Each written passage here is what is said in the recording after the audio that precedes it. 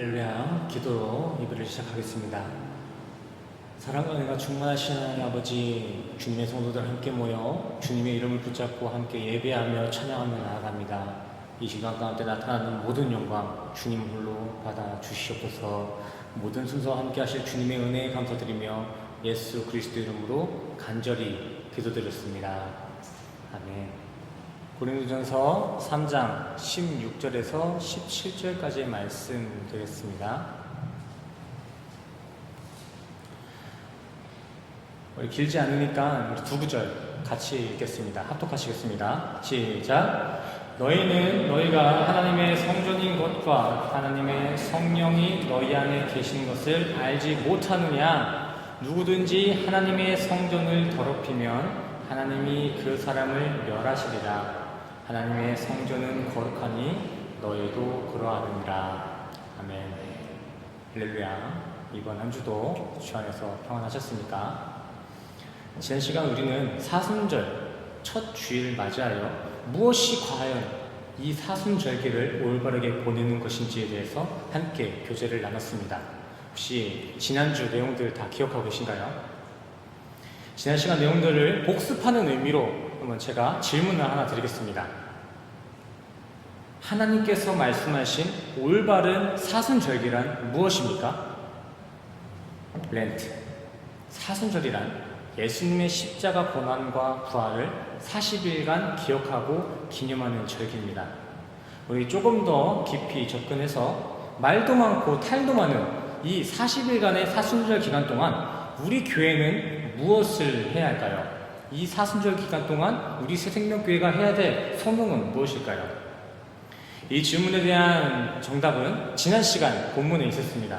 이사야 1장 17절입니다. 선행을 배우며 정의를 구하며 학대받는 자를 도와주며 고아를 위하여 신원하며 과부를 위하여 변호하라 하셨느니라. 아멘.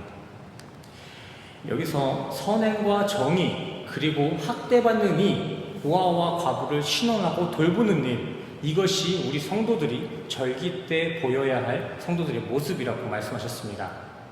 근데 이 선행과 정의 그리고 고아와 과부, 이들을 신원하고 변호하는 일에 대해 예표하는 것이 있었죠.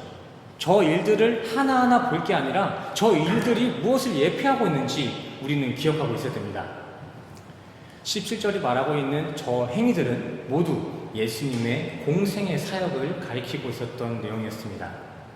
이렇게 선이시며 정의이신 우리 예수님께서 이 땅에 살아생전 행하셨던 그 구원 사역의 모습들, 그것이 17절 내용이라는 것입니다.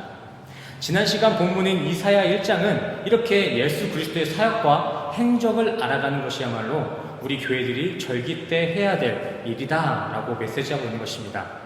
사실 이 예수를 안다는 것은 우리 성도에게 나타나야 할 절기의 모습이기도 하지만 그와 동시에 우리 성도가 할 수 있는 유일한 것도 이 하나님을 아는 것 뿐입니다. 우리가 주님 앞에 해야 할 일도 우리 성도가 주님 앞에 할 수 있는 것도 이것, 예수를 아는 것 뿐입니다. 테텔레스타이, 예수님께서 이미 십자가에서 다 이뤄내셨기 때문에 우리 성도들에게 남겨진 소명은 예수의 십자가를 알아가는 것으로 충분합니다. 그래서 요한복음 17장 3절에서도 영생은 아는 것이다 라고 말하는 것입니다. 율법도 행위도 아닌 그저 하나님과 그가 보내시니 그의 아들 예수 그리스도를 아는 것, 그것이 성경의 결론이자 절기의 목적입니다. 호세아서 6장 6절 말씀에서도 이미 하나님은 그 구원의 분명한 길을 보여주셨습니다. 나는 인을 원하고 제사를 원치 아니하며 번제보다 하나님 아는 것을 원하노라. 하나님은 다른 종교인들도 다 따라할 수 있는 그런 제사의 공행이나 수고의 행위가 아니라 그리스도를 알아가는 성도들의 인애를 가장 기뻐하신다고 말씀하셨으며 그것이 저러한 이방인들의 제사보다 더 낫다, 저러한 번제보다 더 낫다라고 말씀하셨습니다.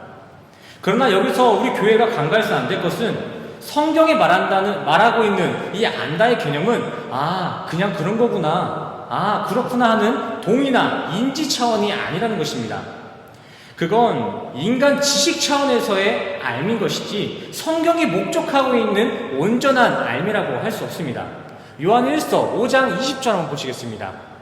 또 아는 것은 하나님의 아들이 이르러 우리에게 지각을 주사 우리로 참된 자를 알게 하신 것과 또한 우리가 참된 자 곧 그의 아들 예수 그리스도 안에 있는 것이니 그는 참 하나님이시요 영생이니라. 아멘. 위의 말씀과 같이 기노스코 예수를 안다는 것은 예수를 인지하고 그 지각을 갖고 그리고 그 그리스도 안에 사는 것입니다. 예수와 동행하는 게 예수를 안다고 하는 거예요. 그냥 예수의 이름을 기억하고 인지하는 정도가 알미 아니라 예수와 함께 살아가는 것, 예수와 동행하는 것이 성경이 말하는 예수를 안다의 개념이라는 것입니다. 또한 히브리 당시 이 안다의 지각동사는 야다, 동침하다라는 것을 의미합니다. 동침하다, 남편과 아내가 동침하는 것. 구약시대에 사용되었던 그 알의 개념은 하나님, 남편이신 하나님과 부인인 우리가 이렇게 함께 동행함을 의미하는 게 알미였어요. 이렇게 동침하고 살아가는 연합의 모습이 성경이 말하는 안다의 진의입니다. 진의. 내용을 정리하겠습니다. 기독교의 저 사순절이란 보행이나 수행을 요구하는 절기가 아닌 예수의 행적을 기억하고 기념하는 절기이며 그런 사순절기 때에 우리 성도들이 주님 앞에 내놓아야 될 것은 예수 그리스도를 내 안에 잘 모시는 알매 연합뿐입니다. 그냥 동행하는 게 전부예요. 사순절은 예수님과 동행하는 것, 그걸로도 충분합니다. 아니, 십자가 연합만이 우리 인간의 최선이며 이것이 하나님이 가장 기쁘게 받으신 교회의 절기인 줄 믿습니다. 우리 새생명교회 성도님들은 내가 원하는 대로, 내가 지키고 싶은 대로 사순절을 지키는 것이 아니라 하나님이 원하시는 사순절, 예수님을 더 많이, 더 깊이 알아가는 참된 사순절 보내시기를 간절히 소원합니다. 자, 오늘은 고린도전서 3장 말씀을 붙들고 교회란 무엇인가에 대해서 함께 교제해 보도록 하겠습니다. 지난번 한 2020년도에 한번 다뤘던 내용인데 우리 사순절을 맞이해서 조금 더 주님을 깊이, 더 넓이 알아가 보도록 하겠습니다. 먼저 성도님들께 질문 한 가지 하겠습니다. 교회란 무엇입니까?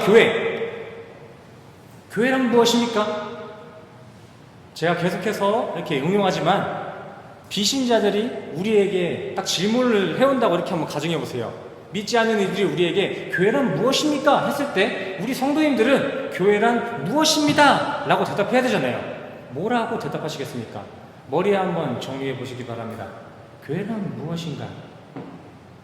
한자에서는 가르칠 교, 모일, 회라는 이 단어를 사용하는데 가르침이 있는 모임 공동체를 한자어는 교회다라고 정의하고 있습니다. 또 교회라는 단어를 구글 언어 사전에 검색해 보니까 구글은 교회를 공공 기독교 예배에 사용되는 건물이다라고 정의를 해놨더라고요. 이렇게 현대인들은 통상적으로 이 교회라는 개념을 콘크리트로 잘 지어진 이 건물의 형태를 교회다라고 인식하고 있습니다. 기독교인들의 건물, 이렇게 교회 건물 위에 저 십자가 꽂혀 있으면 저게 교회지 라고 이 정도로 기억하고 있습니다. 맞습니다. 이 자리, 이렇게 말씀을 함께 나누는 이 교회 공동체, 이 교회 건물도 교회로 왔습니다. 하지만 성경을 보는 우리 성도들의 입장에 있어서는 이 교회라는 개념을 이렇게 가시적인 개념, 물질적인 건물의 형태로만 인지하고 있으면 곤란한 점이 참 많습니다. 실제적인 예로서 코로나 사태 이후 온라인상 유튜브에는 온라인으로만 운영되는 교회들이 정말 많이 생겼습니다. 그뿐만이 아니죠. 고대 당시 로마의 종교 핍박을 피해 지하 공동묘지에 숨어 들어가 예배드렸던 카타콤 공동체도 있습니다. 카타콤 공동체는 이렇게 건물이고 뭐고 할 것 없이 그 당시 로마 시대 당시 지하 공동묘지로 사용했던 그 빈방에 들어가서 예배를 드리며 신앙생활을 했던 공동체들입니다. 여기에는 십자가도 없고요. 어떤 건물의 형태도 없어요. 여기 잘 보시면 이 벽면이 다 해골이에요. 해골. 그냥 벽이 아니라 뼈로 이루어진 거예요.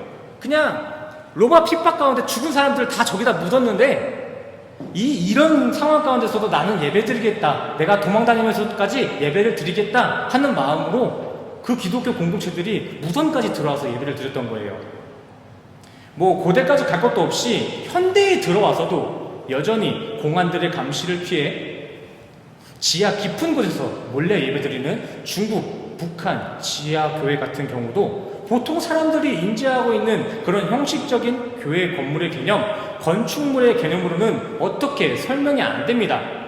아니 당장 이외에도 우리가 생각해 봐야 될 것은 당장 몸이 불편해가지고 이 교회 건물까지 이렇게 나타나기 어려우신 분들, 그런 분들은 우리가 어떻게 생각해 봐야 될까요? 이 건물만이 교회니까 이 교회 건물에 안 온 이들은 다 주일 성수를 못하고 있는 것일까요? 교회가 건축물로만 이렇게 정의된다면 당장 오늘 본문 말씀도 이해하기 어려우실 거예요. 오늘 본문 말씀 다시 보시겠습니다. 너희는 너희가 하나님의 성전인 것과 하나님의 성령이 너희 안에 계신 것을 알지 못하느냐. 위 구절에서는 너희가 하나님의 성전, 하나님의 교회다 라고 기록하고 있습니다. 대략 어떤 배경 없이도 그냥 대략 문장만 이렇게 문맥으로만 봐도 바울은 지금 그 교회의 대상을 건물이 아닌 사람에 두고 있습니다. 너희. 또 이렇게 바울은 오늘 본문에 교회의 대상을 너희라고 지칭하고 있는데 여기서 바울이 너희라고 지칭하고 있는 그 대상들은 누구였을까요? 너희가 지금 하나님의 성전이다, 바울이 이렇게 얘기하고 있는데 그 너희가 누굴까요? 너희. 고린도 전서니까 당연히 고린도 교회 성도들을 지금 가르치고 있는 것이겠죠. 고린도 교회 성도들아, 니들이 교회야. 교회는 이런 거다 저런 거다 따지지 말고 니들이 교회인 걸 기억해라, 이렇게 말씀하고 있는 거예요. 하지만 제가 전에도 말씀드렸다시피 이 성경은 한 시대의 특정 인물에 대한 기록이 아니라 동일한 신앙의 선상을 걷고 있는 모든 성도들을 대상으로 하고 있는 복음의 메시지입니다. 한마디로 오늘 본문에 바울이 교회라고 칭하고 있는 너희는 고린도 교회 성도들뿐만이 아니라 현 시대 그리스도의 신앙을 갖고 있는 우리 모든 성도들을 지칭하고 있는 것이며 우리 성도들 모두가 지금 하나님의 성전이다 라고 이야기하고 있는 것입니다. 이 교회 건물이나 1900년 전 고린도 교회 교인들만이 교회가 아니라 십자가 복음을 붙들고 현재 2020년도를 살아가는 우리 성도들까지 그때와 동일한 교회라는 것입니다. 고린도전서 1장 2절 한번 보시겠습니다. 고린도에 있는 하나님의 교회 곧 그리스도 예수 안에서 거룩하여지고 성도라 부르심을 받은 자들과 또 각 처에서 우리의 주 곧 그들과 우리의 주 되신 예수 그리스도의 이름을 부르는 모든 자들에게 아멘. 이렇게 하나님의 교회라는 것은 그리스도 안에서 주님의 부름으로 거룩해진 성도입니다. 하나님의 교회란 주님의 부르심에 응하여서 그렇게 주님의 편에 선 우리 성도가 교회라는 것입니다. 오늘 본문 말씀 앞부분 9절에서도 우리 성도들을 지칭하면서 너희는 하나님의 밭이요 하나님의 집이다 라고 메시지하고 있는데 여기서 사용되어진 이 집 또한 교회입니다. 교회. 원어적 의미로 집이에요. 너희는 하나님의 동역자이며 하나님의 밭이며 너네가 하나님의 교회다, 이렇게 메시지하고 있는 거예요. 신약성경에 기록된 이 교회의 헬라어 원어적 의미를 보시면은 조금 더 정리하기 쉬우실 거예요. 교회란, 천천히 하겠습니다. 교회란 헬라어로 에클레시아라는 단어를 사용하는데 이 단어는 본래 에크, 무엇으로부터 안에서 밖으로 무엇에 의해 떨어지다 라는 단어와 칼레오, 부르다, 건져내다, 구별해내다 라는 의미를 가진 이 두 단어가 하나로 합쳐져서 만들어진 합성어입니다. 즉 원어적 차원의 교회란 에클레시아, 밖으로 불림받은 이들, 세상으로부터 건진받아 거룩히 구별된 우리 성도들이 에클레시아, 교회다라는 것입니다. 하나님의 콜링, 하나님의 부르심으로 인해 여기 이 선악이라는 세상 질서 속에서 하늘의 질서로 옮기짐 받은 이들, 이렇게 죄로 물들어버린 땅의 영역에서 하나님의 말씀으로 하늘에 픽업된 이들, 땅의 질서에서 하늘의 질서로 옮겨진 이들, come out of sin, 죄에서 벗어난 모든 거룩한 무리들이 바로 에클레시아, 교회라는 것입니다. 이것은 제가 마음대로 제 주관대로 해석하는 게 아니라 이게 본래 교회의 어원이에요. 우리는 교회 하면은 딱 이런 건물을 생각하겠지만 진짜 이 교회라는 단어가 생겨난 그 어원이 이렇게 죄에서 벗어난 하나님의 사람들, 이게 진짜 교회의 의미라고요. 혹시나 천국에 가셔서 예수님의 제자들을 만나거든 2000년 전에 당신이 살 때 당시의 교회란 무엇이었습니까? 한번 질문해 보세요. 그러면은 그 제자들은 하나같이 나였어 라고 대답할 것입니다. 우리 옆 사람과 한번 인사해 볼까요? 우리가 교회입니다. 우리 옆 사람과 인사하겠습니다. 우리가 교회입니다.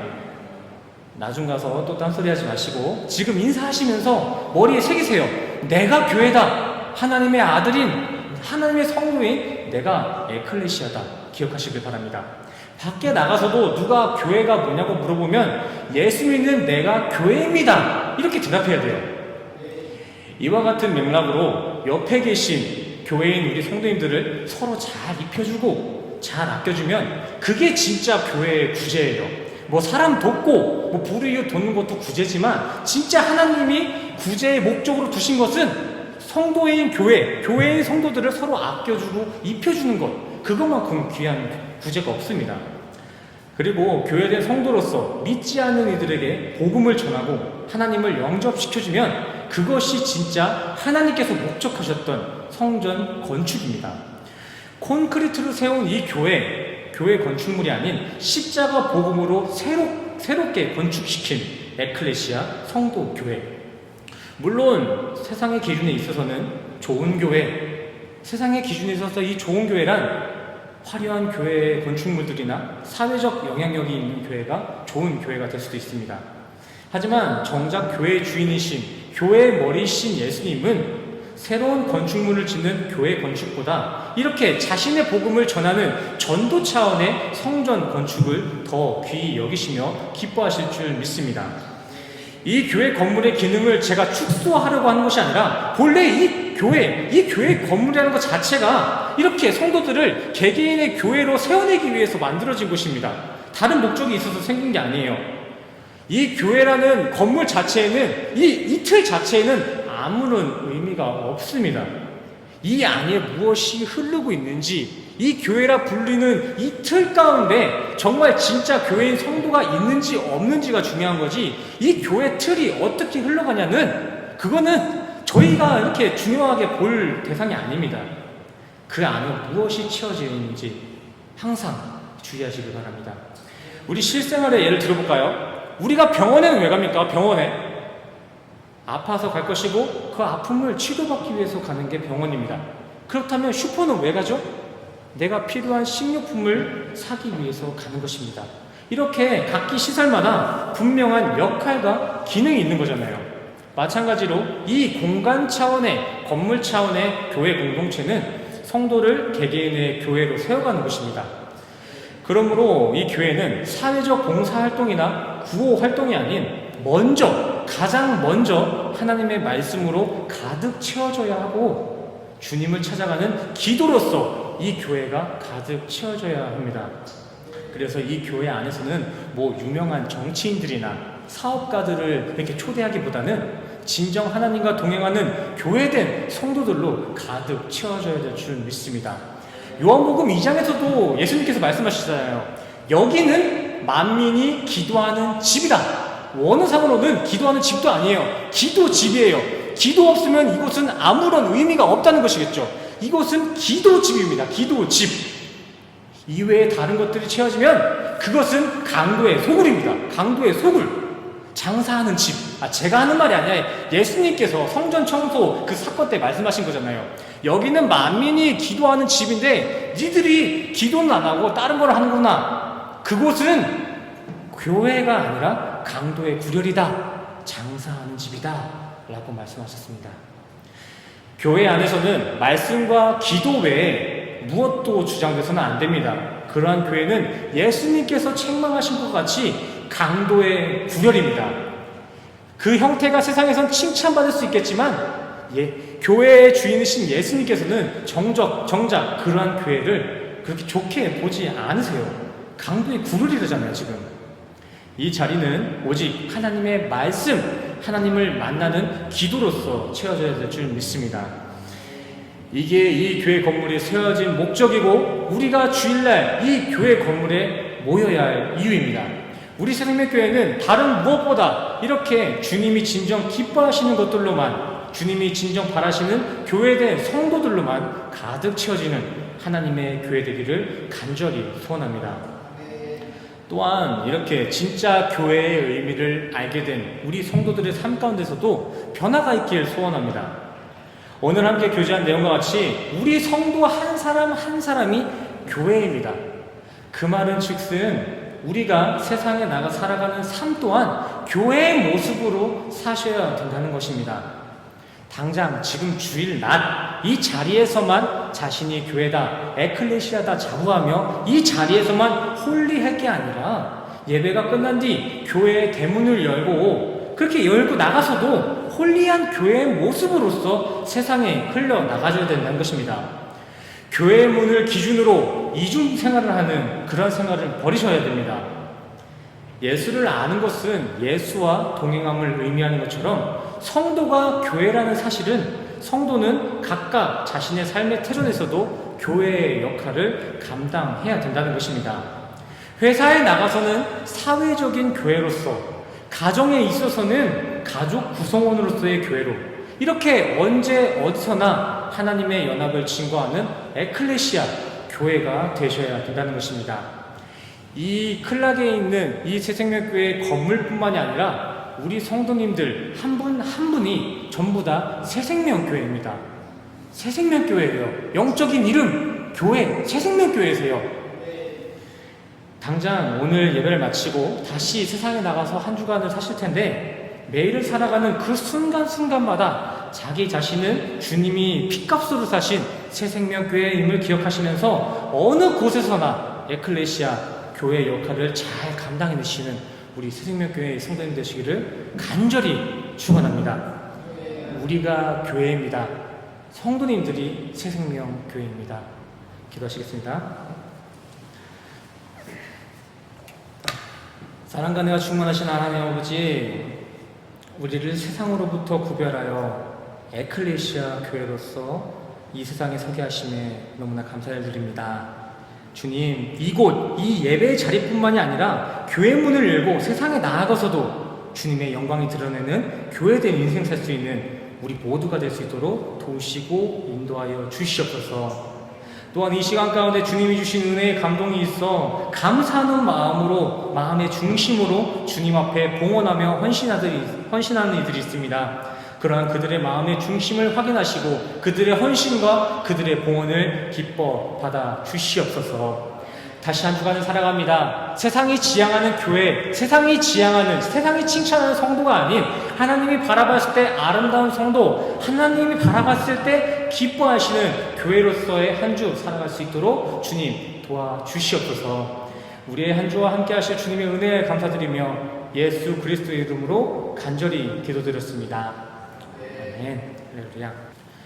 지금은 우리 주 예수 그리스도의 은혜와 십자가에서 완성하신 주님의 사랑과 주님의 교회 되심이 지금 이 자리에 모이신 모든 교회된 성도님들의 머리머리 위에 지금으로부터 영원까지 끝까지 함께 하시기를 간절히 축원하옵나이다. 우리 성도들의 한 주가 정말 세상의 한 주, 나를 드러내는 한 주가 되지 않게 해주시고 한 사람 한 사람이 새생명교회임을, 주님의 핏값으로 사신 그 교회임을 기억하며 주님의 이름과 주님의 영광을 나타내는 우리 성도님들의 한 주가 될 수 있도록 우리 성령님 함께